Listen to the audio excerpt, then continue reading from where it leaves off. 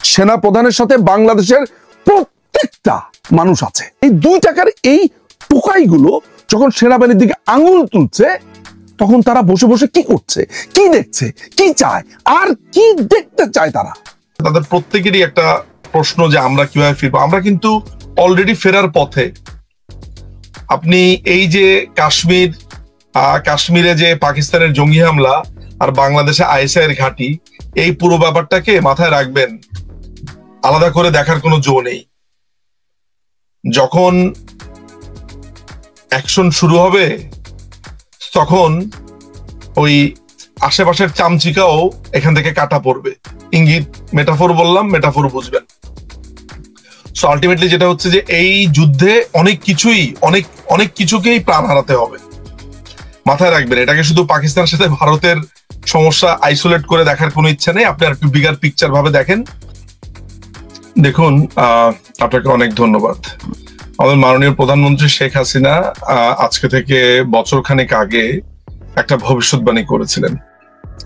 দেখেন, একটা দীর্ঘ সময় ভারতের যেই 7 রাজ্যের কথা বলা হয়, 7 সিস্টার্স, এই জায়গাটিকে অস্থিতিশীল করবার জন্য এখানে যেই বিচ্ছিন্নতাবাদী যারা কথিত স্বায়ত্তশাসন বা একটা আলাদা দেশ চাচ্ছে, তাদেরকে অস্ত্র এবং গোলাবারুদ দেওয়ার চেষ্টা করেছে। অস্ত্র এবং গোলাবারুদ দিয়ে 10টা অস্ত্র মামলা, সেগুলো নিশ্চয়ই আপনারা জানেন। একটা দীর্ঘ সময় ভারতের ওই অঞ্চলকে যেভাবে অস্থিতিশীল করা হয়েছে, অন্যভাবে বাংলাদেশের পার্বত্য অঞ্চলকেও নানানভাবে অস্থিতিশীল করে রাখা হয়েছিল এবং সেটা হচ্ছে। মাননীয় প্রধানমন্ত্রী আজকে থেকে বছরখানেক আগেই, ইনফ্যাক্ট গত বছরের শুরুতে কিংবা 2023-এর শেষের দিকে তিনি বলেছিলেন যে পশ্চিমারা তার কাছে 2টো জিনিস চেয়েছে। একটা হচ্ছে পার্বত্য চট্টগ্রাম, মিজোরাম, ওই অঞ্চলগুলোকে কেন্দ্র করে একটা ইহুদি খ্রিস্টান রাষ্ট্র পশ্চিমারা বানাতে চায়। আর আরেকটা ব্যাপারে তারা তার কাছে চেয়েছে, প্রেশার দিয়েছে, সেটা হচ্ছে যে সেন্ট মার্টিনে তারা একটা মিলিটারি বেজ, একটা নেভি বেজ তারা তৈরি করতে চায়। এই ব্যাপারগুলো নানানভাবে অনেকেই হেসে উড়িয়ে দিয়েছে, অনেকেই বলেছে যেটা সত্য নয়। কিন্তু প্রধানমন্ত্রী যখন হুইসেল ব্লোয়ারের মতো হুইসেল ব্লো করেন দেশের একজন প্রধানমন্ত্রী, তখন বুঝে নিতে হয় যে এটি আর আসলে সেই কল্পকথা বা চিন্তা ভাবনার মধ্যে সীমাবদ্ধ নয়, এটা ফ্যাক্ট। প্রধানমন্ত্রী জাতির উদ্দেশ্যে নিশ্চয়ই তিনি এই তথ্য তুলে ধরেছেন এবং সে নিশ্চয়ই তিনি সেটাতে মিসলেড করবার উদ্দেশ্যে নয়, এটা দীর্ঘ সময় ধরে তার পেছনে এটা লেগে আছে। আপনাকে প্রথমে এই জিনিসটা একটু মাথায় রাখতে হবে। সেকেন্ড আরেকটা অংশ বলি, আমি সবসময় আর কি আগ্রহী বিভিন্ন ফ্যাক্ট গুলোকে বলে তখন আপনাকে একটা চিত্র সামনে নিয়ে আসলে আপনার জন্য এটা ইজি, এটাকে কানেক্ট করা।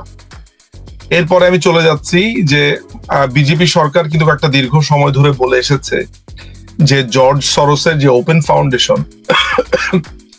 এই জর্জ সরোসের ওপেন ফাউন্ডেশন তার বিরুদ্ধে একটা স্মিয়ার ক্যাম্পেইন চালিয়েছে বিজেপির বিরুদ্ধে, বিশেষ করে শ্রী নরেন্দ্র মোদীর বিরুদ্ধে। এই একই ওপেন ফাউন্ডেশনের যেই জর্জ সরোস বাংলাদেশে যেই মার্কিন কুটা হয়ে গেল, যেই বড় ষড়যন্ত্র হয়ে গেল সরকারের বিরুদ্ধে, সেটার পেছনে এক ধরনের বড় অর্থদাতা এবং বড় ধরনের পরিকল্পনাকারী হিসেবে আমরা ইতিমধ্যেই এটা জেনেছি। তাহলে এই জর্জ সরোসের ওপেন ফাউন্ডেশন আপনি মাথায় রাখবেন। আরেকটা জিনিস মাথায় রাখবেন যে ভারতের মিজোরাম, মেঘালয়, বাংলাদেশের পার্বত্য চট্টগ্রাম, এই অঞ্চলগুলোকে অস্থিতিশীল করবার জন্য উলফা, অনুপ চেটিয়া, 10টা অস্ত্র, এগুলো আপনাকে মাথায় রাখতে হবে। এখন এই অঞ্চলকে নিয়ে যখন আমরা কথা বলছি, তখন আমরা যেটা দেখতে পেলাম সেটা হচ্ছে যে রাখাইন থেকে আপনারা জানেন যে সেখানে একটা গণহত্যা সংঘটিত হয়েছে। মাননীয় প্রধানমন্ত্রী আপনার দেশরত্ন আপনার যেটা করেছেন, সেই সময় এতগুলো মানুষের এত মানবিক একটা সিচুয়েশন, 1971 সালে আমাদের প্রতিও ভারত এই দরদটা দেখিয়েছে। একটা দায়িত্বের জায়গা থেকে আমাদের এতগুলো সঙ্গীন মানুষকে, সংকটাপূর্ণ মানুষকে সেখানে স্থান দিয়েছেন। তো হিস্ট্রি আমাদের সাথে যেই বিবেচনা করেছে, যে সৌহার্দ্যপূর্ণ আচরণ ভারতের মাধ্যম দিয়ে করিয়েছে, সেই ইতিহাস যখন আমাদের কাছে দোরগোড়া এসে করা নাড়লো, আমরাও কিন্তু ফেলে দিতে পারিনি। ঘটনাচক্রে এর আগেও রোহিঙ্গারা বাংলাদেশে নানানভাবে ঢুকতে চেয়েছে, বিভিন্ন সরকার সেখানে বাধা দিলেও মাননীয় প্রধানমন্ত্রী কিন্তু মানবিক কারণে এই সঙ্গীন সংকটাপূর্ণ মানুষগুলোকে দেশে থাকতে দিয়েছেন। সাম্প্রতিক সময় কথা উঠেছে 1,80,000 রোহিঙ্গাকে নাকি ফেরত পাঠানো হবে, সেই গাল ভরা বলি। অথচ বাংলাদেশে উল্টা আরো 1,13,000 লোক এসে উপস্থিত হয়ে গিয়েছে। এই একই ঘটনার সাথে সাথে আপনার করিডোরকে উন্মুক্ত করে দিয়েছে। আমি আমার জীবনে কোনোদিন নাম শুনিনি মানবিক করিডোর বলে কোনো করিডোর হতে পারে, করিডোরের নাম শুনেছি, মানবিক করিডোর অর্থাৎ এই জিনিসটাকে পুরোপুরি। অথচ এই লোকগুলোই মাননীয় প্রধানমন্ত্রী যখন রোহিঙ্গাদেরকে থাকতে দিয়েছে তখন কত না সমালোচনা করেছে। এদের কোনো ম্যান্ডেট নেই, এদের কোনো আপনার ভোট দিয়ে তারা কোনোদিন ক্ষমতায় আসেনি, দখলদার একটা বাহিনী, ফলে তাদের কাছে জবাবদিহির কোনো কারবার নেই। যাই হোক, আমি সেই প্রসঙ্গ থেকে ফিরে এসে শুধু এইটা বলি যে আমি আপনাকে ভারতের ওই উত্তর দিকের ঘটনাটা বললাম, বাংলাদেশের পার্বত্য চট্টগ্রামের কথা বললাম, সরোজ ফাউন্ডেশনের কথা বললাম, এইবার এসেছি আমি রাখাইন এবং আরাকান আর্মির ব্যাপারটা নিয়ে। তাহলে খেয়াল করে দেখুন যে এই পুরো অঞ্চলকে কিভাবে নানানভাবে উত্তপ্ত করে রাখা হয়েছে। আমেরিকা চাচ্ছে, আমেরিকার যে ডিপ স্টেট তারা এখানে একটা রাষ্ট্র বানানোর জন্য এখানে উদ্গ্রীব হয়ে আছে এবং সেটারই একটা অংশ হিসেবে এখন তারা চাচ্ছে যে বাংলাদেশের সেনাবাহিনীকে ব্যবহার করে আরাকান আর্মি যেই জান্তার বিরুদ্ধে যেই সংগ্রাম করছে তাদেরকে বাংলাদেশের মাধ্যমে সেখানে ইকুইপ করা। আমি জানি না আপনি জানেন কিনা যে আমেরিকা একটা বিপুল পরিমাণ অস্ত্রের চালান এই বাংলাদেশ আর্মির মাধ্যমে এই আরাকান আর্মিকে দেওয়ার চেষ্টা করছে। তো আমেরিকা এই খরচটা, এই বাজেটটা, এত তৎপরতা, আপনারা জানেন যে এরই মধ্যে আমেরিকার যেই সেনা অফিসাররা তারা এখানে ঘুরে গেছে, তারা এখানে এসেছে, তারপরে ওয়াকারের সাথে তারা মিটিং করেছে এবং খুবই সিরিয়াস মিটিং করেছে আরাকান আর্মির ব্যাপারে। তার মানে হচ্ছে যে এই অংশটা কিছুদিনের মধ্যেই স্বাধীনতার ঘোষণা দেবে, তারা এক ধরনের যুদ্ধ জড়িয়ে যাবে, মায়ানমার থেকে বিচ্ছিন্ন হওয়ার পায়তারা করছে।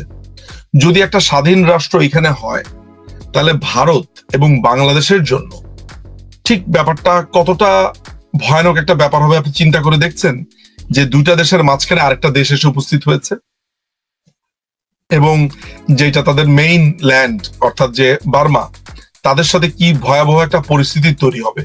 তখন এই জায়গাটার কন্ট্রোলে থাকবে কি? এই জায়গার কন্ট্রোলটা মার্কিনিরা নিতে চাইছে। চায়নার সাথে একটা বড় ধরনের টেনশনেরও একটা বড় ধরনের সুযোগ আমি দেখতে পাচ্ছি। তাহলে যদি ওই জায়গাটাতে তারা দখল নিয়ে নিতে পারে, একটা আলাদা দেশ করতে পারে, তাহলে সামরিক ক্ষেত্রে ব্যবসা বাণিজ্যের যেই সমুদ্রের যে করিডোর আছে সেই জায়গাটাতে এবং যে বেলটা আমরা জানি, এই পুরো জায়গাটা অত্যন্ত একটা সংকটাপূর্ণ অবস্থার ভিতরে চলে যাবে। তাহলে আমি যেটাকে দেখতে পাই আর কি, সেটা হচ্ছে যে এই মায়ানমারের এই অংশটাকে স্বাধীন করবার জন্য মার্কিনীদের একটা তৎপরতা চোখে পড়বার মতো। একই সাথে সেখানে পাকিস্তানি বিভিন্ন জেনারেলরা আসা, তাদের সাথে সায় দেওয়া, সেখানে আইএসআই ঘাঁটি করা, আপনি দুয়ে মিলে এমন একটা অবস্থা তৈরি হয়েছে যে এই অঞ্চলটা যেন একটা বারুদের উপরে চলে যাচ্ছে। ফলে এই যে 1,13,000 লোক আসলো, এই 1,13,000 লোক কেন আসবে এই মুহূর্তে? সেখানে কি নতুন করে কোনো গণহত্যা হয়েছে? সেখানে কি নতুন করে এমন কোনো ঘটনা ঘটেছে? না, এবার বাংলাদেশকেই টাকা দিয়ে সেখানে নতুন রাষ্ট্র করবার পরিকল্পনা করা হচ্ছে। তাহলে আপনি পুরো ব্যাপারটা বুঝে দেখেন যে আমরা যেন দায় নিয়ে নিয়েছি যে পুরো মায়ানমারকে বাংলাদেশে জায়গা দেওয়ার জন্য। কক্সবাজার অঞ্চলে, নাফ নদীর তীরবর্তী অঞ্চলে যারা থাকে বা এই জায়গাতে যারা থাকে তাদের জীবনের কথা আমরা কোনোদিন চিন্তা করছি না। সেখানে ডাকাতি, রাহাজানি, চুরি, ছিনতাই এবং সবচেয়ে বড় ব্যাপার, এই রোহিঙ্গারা কিন্তু প্রচন্ড উগ্রবাদী, তাদের ব্যবহার প্রচন্ড রকমের খারাপ, তারা প্রচন্ড উগ্র, অস্ত্রবাজ, মাদকবাজ, প্রত্যেকে মোটামুটি মাদকের ব্যবসা করে, অশিক্ষা, কুশিক্ষা, মানে একটা থার্ড ক্লাস একটা জনগোষ্ঠীকে আপনি আপনার কাঁধে এসে চড়িয়ে দিয়েছেন। সো এই যে এদেরকে যে মাননীয় প্রধানমন্ত্রী থাকা অবস্থাতে তাদেরকে যে ভাষাঞ্চরে একদম কমপ্লিটলি আইসোলেটেড করে রাখার যে প্রচেষ্টা, সেটাও আপনার ব্যাহত হয়েছে, সেটাও আপনার থেমে গিয়েছে। তাহলে সবকিছু মিলিয়ে আমি যেটা বলবো যে বাংলাদেশের সার্বভৌমত্ব এখন প্রশ্নের প্রশ্নের সম্মুখীন যে অন্য দেশের একটা রেবেল আর্মি বাংলাদেশে যখন তখন এসে ঢুকে পড়ছে, সেখানে তারা জলকেলি করছে, তারা কনসার্ট করছে, গান গাচ্ছে। করিডোর খুলে দেওয়া হয়েছে, যখন তখন আপনি মায়ানমারে ঢুকে যাবেন, আপনি বার্মাতে ঢুকে যাবেন, মানে পুরো ব্যাপারটা যেন একটা মগের মূল্যকে পরিণত হয়েছে। কোনো ভোট নেই, ম্যান্ডেট নেই, কিচ্ছু নেই, আপনার যা খুশি আপনি তা করতে পারবেন। আমি ব্যাপারটাকে অত্যন্ত একটা ভয়ঙ্কর আকারে দেখি। এই দেশের সার্বভৌমত্ব একেবারে ধূলিসাৎ হওয়ার পথে। আর দীপাংশুদা একটা কথা বলেছেন যে তিনি চান না বাংলাদেশ পাকিস্তান হোক বা মৌলবাদী রাষ্ট্র হোক, কিন্তু আমার অ্যাসেসমেন্ট তো বলছে এটা পূর্ব পাকিস্তান ইতিমধ্যে হয়ে গেছে। 5ই অগস্টের পর থেকে বাংলাদেশে যা চলছে এটাকে পূর্ব পাকিস্তানের বাইরে আর অন্য কিছু বলা কি সাজে? এটা আপনাদের বিবেচনার উপর আমি ছেড়ে দিলাম। নিঝুম মজুমদার, আপনার কথায় আসলে দীর্ঘশ্বাস ফেলা ছাড়া উপায় নেই, আর খুবই আতঙ্কিত লাগছে, কারণ আপনি যে পরিস্থিতি ব্যাখ্যা করলেন তা থেকে এই জিনিসটা সুস্পষ্ট হচ্ছে যে আমাদের মাননীয় প্রধানমন্ত্রী যে ভবিষ্যৎবাণীগুলো করেছিলেন, কিংবা আমি বলবো যে তিনি যে আশঙ্কা প্রকাশ করেছিলেন, তাহলে এই আসলে কথাটা বিষয়টা এরকম দাঁড়ায় যে আসলে অনেকে বলছে না যে লস্করে তৈয়বার সঙ্গে আসিফ নজরুলেরা বসেছে, তারপরে কিছু ঘটেছে। এখন মনে হচ্ছে যে নয়, আসলে এই লস্করি তৈয়বারাই এই সরকারকে, এই অবৈধ সরকারকে এখানে বসিয়েছে, এবং আমাদের মাননীয় প্রধানমন্ত্রীকে তারা সরানোর তাদের প্রধান কারণই ছিল এসব এতদিন হতে পারছিল না, যা এখন আমরা দেখতে পাচ্ছি। বাংলাদেশের নিরাপত্তা একেবারে শেষ। আমি এখানে একটা কথা বলে রাখা ভালো দীপান্বিতা, যে এই পুরো ঘটনাতে প্রধানমন্ত্রী ছিলেন একটা বড় বাধার মতো। আমি কোট এবং আনকোট করছি। প্রধানমন্ত্রীর সাথে আমার একবার একটা কনভারসেশনে তিনি পরিষ্কার করে বলেছিলেন যে এখানে তো আমি একটা বাধা ছিলাম, আমি এই জায়গাটাকে স্টপ করে রেখেছি। এই যে চতুর্মুখী ষড়যন্ত্র, তিনি তার একটা কথা তিনি স্পষ্ট করে আমাকে বলেছেন যে দেখো, বঙ্গবন্ধু যখন ছিলেন, বঙ্গবন্ধুর একটা নীতি ছিল যে আমরা এমন একটা রাষ্ট্র, যেই রাষ্ট্র কারোর সাথে কোনো ধরনের শত্রু ভাবাপন্ন অবস্থাতে যেতে পারবো না। বঙ্গবন্ধুর এটা ছিল আদর্শ, কারোর সাথে শত্রুতা নয়, সকলের সাথে বন্ধুত্বপূর্ণ সম্পর্ক, এক্সেপ্ট পাকিস্তান। আচ্ছা, এখন ঘটনা যে এই জিনিসটা দাঁড়িয়েছে সেটা হচ্ছে যে মাননীয় প্রধানমন্ত্রী কিন্তু সবসময় যেটা করেছেন, একটা ব্যালেন্স করেছেন।